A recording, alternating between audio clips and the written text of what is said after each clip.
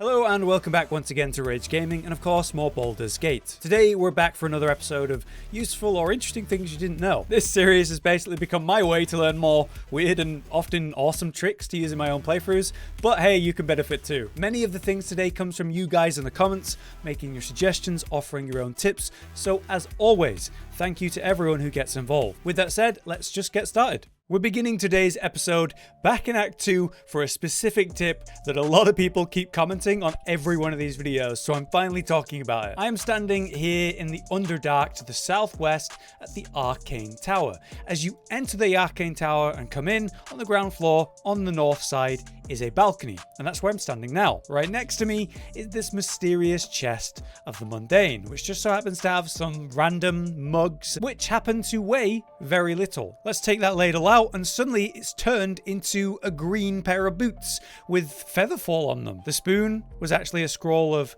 protection from good and evil. We have mage armor, we have some gold, and even a bomb. And then when I put the item back in there, it turns back to a fork, back to a random item that weighs very little. This tip was most voted on the original video of this series by Felonious Fate, so thank you for highlighting that. Essentially then what this is a bag of holding in a manner of speaking. You can take all the stuff that weighs a lot. Let's take some of my armor like my gloves, my boots, and my helmet.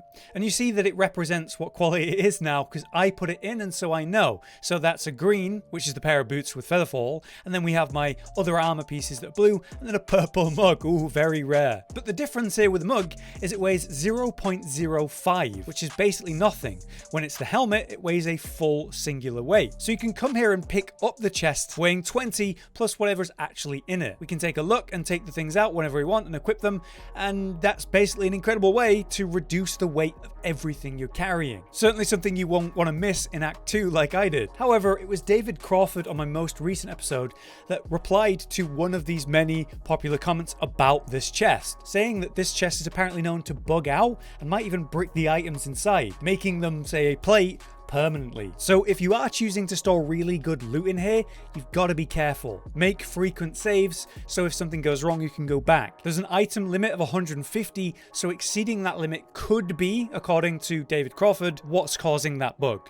And while I'm back in Act 2, I'll also show you another thing from the comments of last time. Kunotron in the comments highlighted a really important aspect of using non-lethal attacks. Last time we mentioned there's a passives tab that you might not realize, and here you can toggle on and off a lot of different features. One great aspect of that for everyone is toggling non-lethal attacks. So when you press this, suddenly you will never killing blow whatever you're actually fighting. That might be useful when dealing with certain NPCs, and specifically where I'm at here in Act 2 in the Shadow Cursed Lands, there's these vine enemies that blow up when you kill them. But since I'm on non-lethal attacks right now, when I kill this one, instead it will be simply knocked out, as you can see. So it will lay on the floor at 1 health, and thankfully it won't blow up. I can also loot it before the fight ends and deal with the scenario ahead of me. Now let's turn off non-lethal attacks, move away, and then we'll finish it off when it's knocked out, and it'll blow up, but I moved away because I used non-lethal and managed the situation in that way. So cool little gameplay detail, especially useful in new playthroughs. Next up, we're back on the main save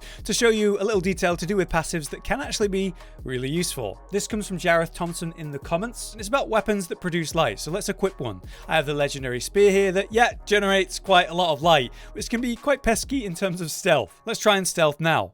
As you can see, I am in a kind of shaded spot, so this should be a half-light symbol that we're looking at, but it's a full sun symbol because of my very bright light that's just on my back. If you have a weapon like this and it's causing this type of issue, well then yeah, you can just go to your passives tab. The symbol looks like this, and in this case for the weapon, I just need to press this and turn the light off. And now the symbol is there, the half sun symbol, to show that I am slightly obscured, making stealth and other interactions like that so much easier when you're using a weapon of this nature. Suddenly weapons that have inherent light aren't basically a downside for a good chunk of the game. Something I absolutely didn't think of myself, so thank you for that. Next up, we have one from Garrick Duval. Let's say you have a chest that you can't currently lockpick. Maybe I don't happen to have the rogue in my party, or any reason really that you just can't currently open a chest. You can instead just choose to take it, although it says steal here considering the circumstances I'm in, and it'll just put it in my backpack, at which point we can just go to camp, take it out of our inventory and put it on the ground. This will then stay in the camp forever. And so whenever I'm ready to actually open it, lockpick it, use a spell, bring someone in, swap a companion, whatever it is, I'm ready to open it. It's there, good to go whenever we want to. This can also be useful if, say, someone in your party can't reach a chest. Like often thieves and the ones that can lockpick are lower in strength. So you could have a higher strength character reach it, jump up to that ledge, get to the chest, take it, go back to the camp, and here we are opening it in that scenario. So potentially a useful tip. Our next tip comes from Trash13. This one is one that I knew, but actually it should be in the series because it might be something you're missing out on. If you have your characters trigger during the initiative tracker at the same time, it actually means you can choose to take their actions in any order you like. In this case, you can see that I have my monk main that's currently taking the first turn, but following that is Shadowheart and Gale. So what I could do instead of just taking my turn immediately on the monk that is offered to me in terms of order is swap to Gale. Then I can give haste to my monk so that he has a much better turn, and maybe even then reposition Gale, who's a bit too close in this fight in particular, before then taking my monk's turn. So if your party members are up next to each other in the initiative order, remember, you can swap between them and take their turns in whatever order you prefer. Next up, we have one from SRA Joey, who mentions how to best interact with merchants based on the charisma thing we talked about last time. Basically, as I go to interact with this merchant, you can see at the bottom right my attitude with him, but it's also modified by the charisma that I have. On this character, this build, it's particularly low. The interesting thing here is if you were to swap to a character that has higher charisma, it actually won't change the values of what's being sold here. So the scroll of mirror image is 163, and on my low charisma character, it's still 163. Why is that? Well, it's because you need to actually start the conversation with the person that has the highest charisma. So now that scroll of mirror image is 130, noticeably cheaper because of the higher charisma. At which point, however, we can swap to any of the other characters, ones that, yeah, have low charisma, and it'll still be cheaper because the person that currently interacted and began the conversation was again my high charisma character. So even though all the stuff is actually on a different character, you just need to make sure you start the conversation, then you can swap over and make the most of that charisma. So thank you for that addition, Joey. That's an important thing to know. For our next one, I'm back to talk about backpacks, our apparent favorite topic in this series. They're just so useful. Now, very quickly, basically backpacks can be a great way to generate a lot of storage. Like, let's say all of my potions, they're disarrayed, so I could go to sort by type and then organize them, and okay, oh, here are all my potions, but I still have to sort through them. Instead, why not just put all of my potions into a backpack, and then I can open my potion backpack and see all my potions very smoothly. That was the tip, right? But let's talk about a different way you can make use of something like a backpack. Why not turn it into a bomb, an offensive weapon? We can take something like Alchemist Fire and put it into the backpack. What I'll do is just take one out in prep for this showcase though. So my backpack has a bunch of Alchemist Fire within it. It's basically like a loaded bomb.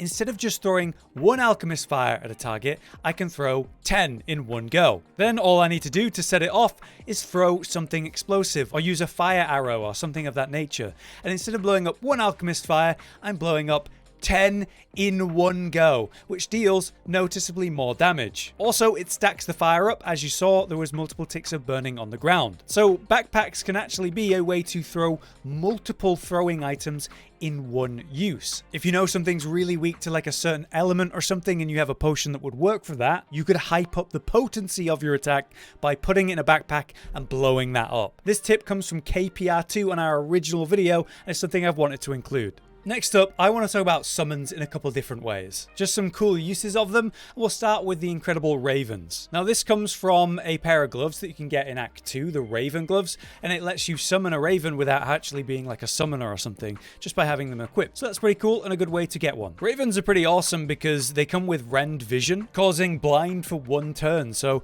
just for that alone, they're one of the best summons, but also obviously they can fly, which allows them to get to places that you otherwise couldn't. summons, say up to this top wall or higher, like maybe you get onto like a roof like so. This can help you get to areas that you yourself just couldn't. Maybe you don't have access to teleporting or fly yourself in your current group, or very early game, to be honest, in Act 1, if you're using flying summons of any kind, something like this can be very useful. I mean, even here in the lower city, this is just a great example of these rooftops, and getting around like this can be really cool. The thing about this though is summons can go do tasks for you, like for example get to places you can't, sure, but then pull levers for you, go press buttons and activate things in your honor. So when it comes to animals and summons and so on, this is one that I'm excited to show you. Let's just take Halsin here and turn him into quite a funny tiny little cat, which is strange for a big fella like him. But there you go, we've got this small little cat.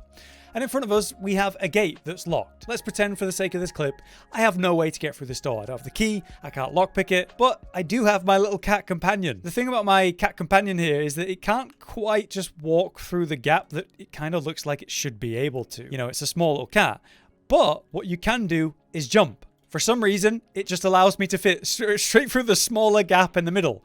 So yes, through shapeshifting, through animal companions, you can fit through small gaps and get to places you otherwise simply wouldn't have access to, and that is really cool. Obviously, a small companion or animal like this can also fit into the small burrows you'll find around the world to see what's on the other side of those. On that note, sure, you can have summons move around and do things for you, pull levers or whatever, but if you don't have summons or transformed allies to get to these places, there is always the option to use range attacks. For example, the lever over there, obviously I don't have to go touch, I can just shoot it, and it will actually activate it and open that. I learned that from the official Baldurs Gate Twitter account, so yeah, they're worth following for tips like this too, you know. And yeah, it fits right into a series like this. But there you have it, another set of useful and interesting things you can use in your own gameplay. A massive thank you to everyone making these suggestions. There's always new things I had no idea about. If you have more tips and ideas that you think most people aren't making use of, then you could drop them in the comments and maybe make it into another video. For now though, I've been Hollow, you've been you. Thanks for watching, we'll see you next time.